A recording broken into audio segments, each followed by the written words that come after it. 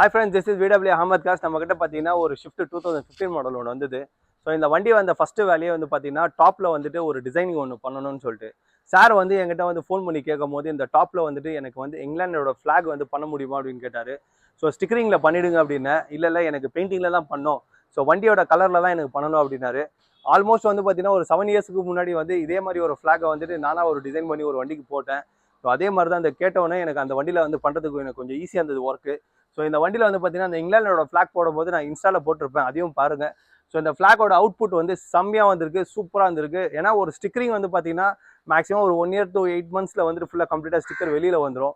அந்த மாதிரி இல்லாமல் ஸோ இந்த வண்டியோட பாடி கலருக்கு ஏற்றப்பல பிளாக் மேட்ச் பண்ணி இந்த வண்டியோட வந்து டாப்பில் வந்து இந்த இன்டீரியர் மேலே கலர் கொடுத்துருக்குறேன்.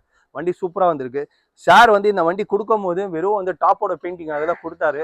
ஸோ பாடியோட ஒர்க்கை கம்ப்ளீட்டாக முடிச்சாச்சு. ஸோ பாடியை வந்து பின் டு பின் கம்ப்ளீட்டாக ரெடி பண்ணி ஸோ வண்டியோட ஒர்க் எல்லாமே கம்ப்ளீட்டாக பண்ணியிருக்கிறேன். சார் வந்து இந்த வண்டியை பற்றி ரொம்ப நேரமாக பேசணும்னாரு. சரி, இந்த வண்டியை பற்றி நீங்களே சொல்லிவிடுங்க சார் சொல்லி